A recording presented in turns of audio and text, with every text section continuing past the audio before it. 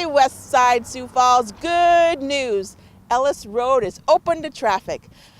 Today on our Public Works Update, we bring to the show Owen from KLJ. Owen, welcome. Oh, thanks. It's a pleasure to be here. Yeah, we are so excited. Ellis Road is done. Finally. Yes. Yeah, finally. So what is still remaining that the contractor has to work on? Well, the remaining work on the project, there are some fences to restore, a little bit of sod, and punch list items. Okay, so nothing major then. Nope.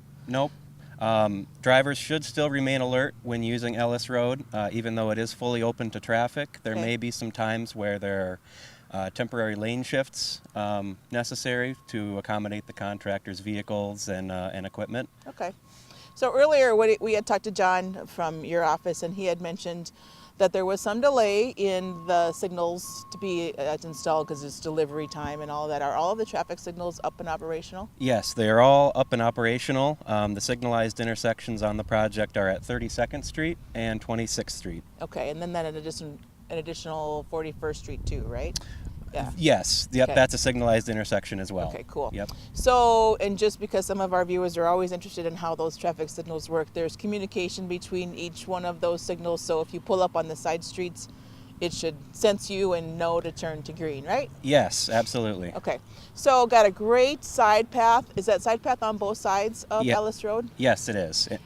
And so there's certainly a lot of, that's an option that a lot of our pedestrians haven't had out here because it was an old county road. Have you gotten a lot of feedback on the side path? Yeah, the feedback from the public has generally been very positive. The side path is 8 feet wide, which is certainly wide enough to accommodate bikes and pedestrians. Great. And people seem to say that it's a great addition to the west side of Sioux Falls. Good. So this project certainly had its challenges. If you over the past year and a half, what would you say would have been the biggest challenge of the project? I would say by far the biggest challenge came from Mother Nature. Okay. To kick things off, in April of 2018, Sioux Falls was hit with a blizzard with some 10 to 12 inches of snow. And that kind of set the tone for what we would come to expect as far as precip in 2018. Yeah, so it just continued to be wet and more wet. Yes, absolutely. And so our patience of our drivers on the west side certainly, I'm sure, was a little heightened. Have you got any feedback since the project's been open? Are they just happy that we're out of here now? Yes, they're happy to be able to use it and get back to their old commuting routes to and from work. And so, yeah, the feedback's been great. Okay, it'll be great to see how much our traffic increases on the west side just because of this great addition. So, all right, any other things you want to tell our viewers? Get out there and enjoy this beautiful new project. All right, thank you so much for your time. Thank you. On to our next project. So our next update is still in the southwest part of the city on 69th Street from Louise over to Tallgrass. We welcome back Carrie to the show. Carrie, it feels a little like fall out here today. It does. It's been a cool week. Yes, and so as we continue to move towards fall, of course, a lot of our West Siders want to make sure that the 69th Street is going to be open. What does it look like for the next couple of months?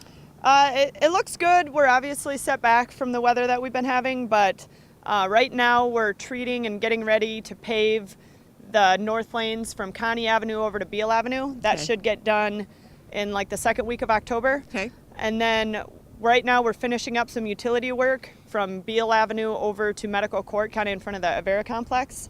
Once that's finished up, we'll get that ready to pave and hopefully be paving that by the end of October. So that's probably the last little bit to pave. That's then. the last bit of pavement that we'll have to get down. So the light at the end of that tunnel is getting a little brighter. Yep, we're getting close. Okay, so then I know with traffic signals, we always have had a delay with those.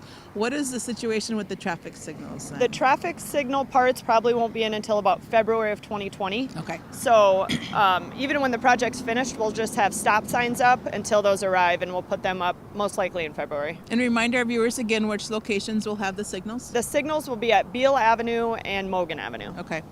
And then we also have all of the work done on 57th Street in Soberg, and then of course Citibank is now in at the signals at 59th and Broadband. So once all these projects are done, we will be ready for a lot more traffic. So yep, it'll flow through here a lot more easily after this is done for sure. So was there any setback with the tornado damage? No, our contractor had a bit of equipment damage, but nothing that set the construction back too much. Okay. Avera with behavioral health and the heart hospital obviously had a lot of structural damage, and they're working through that right now. But construction-wise, no, other than the rain that we got with the tornadoes, Sure. We were fine. Okay. And then looking ahead to spring of 2020, after the signals are installed, is there going to be any work being done behind the curbs? Yeah, there may be some sidewalk and median work that doesn't get done this year Okay. with the setbacks that we've had. So that might be stuff that needs to get done in the spring next year. Okay. And what have you been hearing from the property owners? Anything? It's been Okay. pretty great. Right now we've got access closed off to the north, so they're utilizing Avera Drive, but it's gone pretty well. And Avera here with the Heart Hospital and Behavioral Health have been a great partner through the project, and we've worked really well together. Very good. So anything else you want to tell our viewers? Nope, just still 25 mile an hour through the construction zone here, so make sure you're looking out for construction workers and taking it slow, and hopefully we'll finish up here in the next month or two. Great. Thanks so much for your time. Thanks. On to the next project.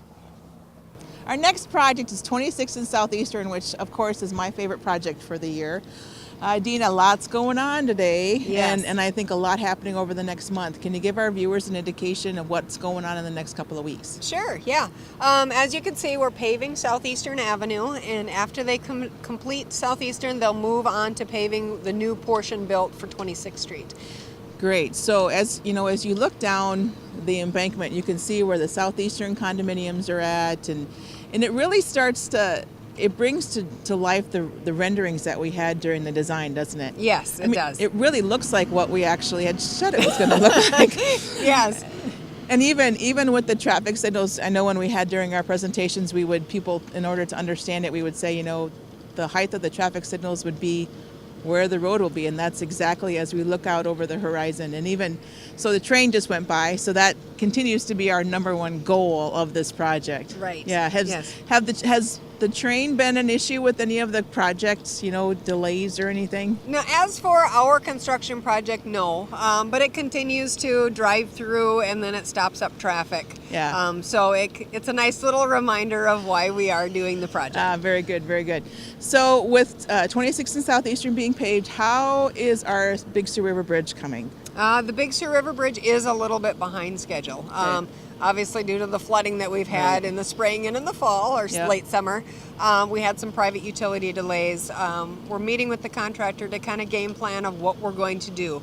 As you can tell, it is cold out, and winter is coming. So we're trying to tweak that schedule a little bit to see what we can do and how we can improve efficiencies throughout the fall here. So it's really too early to tell how traffic will be changed? Correct. Yeah. Yep. Okay, well, we'll definitely have to check in with you in a little while. Yes. So then let's talk a little bit more then about the interchange. That one seems to be on schedule still, right? Yes. That bridge? Yep. The girders were placed here a few weeks ago, and the contractor is working on decking the bridge. Okay. So that is where they place the steel and all the plywood underneath to support the steel and the concrete until it's all set. So they're doing that now. The estimates we have are about, in the next few weeks here, we'll get that placed. So as far as the paving on 26th Street to the west, is that nearing completion also? So what is paved out right now is all that will be paved in 2019. Okay.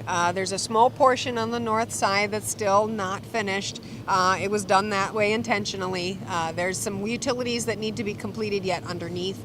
And technically that work wasn't supposed to be done until 2020. Okay. So the contractor's a little bit ahead of schedule on some of that work, but the unfinished portion is where we tend to leave it that way for the winter. Are we planning to leave Yeager Road closed throughout the winter then, or was that still too early to say? We do plan to leave it closed. Okay. The reason we are leaving it closed is the traffic turns that would be a potential impact for those traveling on 26th Street. Okay. So it's just impacts that we don't really feel are a positive influence on our 26th Sure. Street traffic. So it's functioning just fine the way it is, so we're just going to leave it alone. Okay, great. Certainly we want to give a shout out to our neighbors at the YMCA camp as well as Cliff Avenue Greenhouse. Of course, Y Camp is not in session anymore, but Cliff Avenue Greenhouse remains open throughout the season, correct? Yes, yep. Actually, all the businesses along the corridor, inside the construction limits and outside of the construction limits, all of the accesses still remain open and Okay. have been open all summer. Okay. So just, I guess as a point of interest, we did check volumes on 26th Street recently, and we still have gotten back about 10 to 15,000 cars that are traveling on 26th Street. So people are still using it, and it's great to allow them to still have that road. So Yes. Is there anything else you want to tell our viewers of what's coming up in the next month? We'll know a little bit more here probably in the next month on how Okay. our traffic patterns are lay out through the winter. But right now, don't anticipate any additional changes for a while. What about bike trail traffic? Still the same? No changes there? Yes, the bike trail on the path itself is still there. We're Okay. still going through the culvert. Still seems to be working good. And Rotary is wide open for use? Yes, Rotary All is right. open for use. Great. Well, we'll definitely be back and check, but in the meantime, keep paving. Yes, definitely. Thanks so much for your time today. Thank you. On to our last project update. All right, Sioux Falls, our last update today is on a really unique project that the city only does every few years, when we go out and actually survey and monitor the street surface. And so we hired a company called IMS. We welcome Mike to the show for the very first time. Thank you. Tell us a little bit about your company. Well, we test road surfaces all over North America. We collect different types of asset collection. We do sidewalk databases, road databases,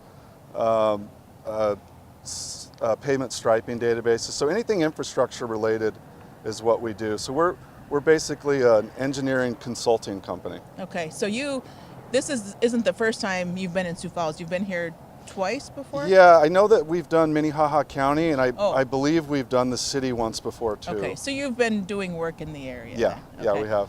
So just give us a little preview. What have you been thinking about our streets? Are they good shape, bad shape? Overall, what do you think? Pretty good shape. Based on the extreme weather and stuff you guys have here, we've noticed like specific types of distresses here in like a higher quantity than usual. But overall, we're not seeing like a lot of shatter on the concrete roads and stuff. Overall, I'd say you're in the upper tier of road conditions All as right. far as how bad they are. We Yeah. like to hear that. Yeah, they're not bad. Okay, so we are we about halfway done, or We're about a third of the way through the project right now. So maybe another month or so and we'll be finishing up. and then do you folks? What type of information then do you present to the city of Sioux Falls? I mean, you just give them all this data to go through, or do you have a final report, or what kind of is the final deliverable? Yeah, they'll have a final report, and that will also include a map that's interactive that Public Works will be using. Okay. That'll have all of their road maintenance and repairs prioritized over the next maybe 3 or 5 years. I'm not exactly sure what the plan is here, Okay. but it'll have a plan for going into the future, maintaining the roads and repairing existing problems. Okay, so as we hover over with our drone, as you know, you guys are surveying the streets, kind of walk our viewers through what you're actually doing. What's happening in the van when we're watching you drive by? Okay. As we're traveling, and the van's moving at like between 15 and 25 miles an hour, depending on the type of road. And as we're traveling, there's an array of 11 lasers in the front of the van that are counting cracks. It's measuring the roughness of the ride and the roughness of the street surface as well. Okay. And all that data is being combined with video data and touchscreen data that our visual radar's tagging as we drive. So those three data streams get brought together, and it gives a really accurate picture of what's going on the road network. So will you, like for instance on this road that you're on right now, will you have to go over it in two different directions, or can you just make one pass and you have all the data collected? On the arterial and collector roads, we usually do 2 passes on those. If a road has 4 lanes or more, it'll take 2 passes. All of your the neighborhood roads, we can do those in 1 pass.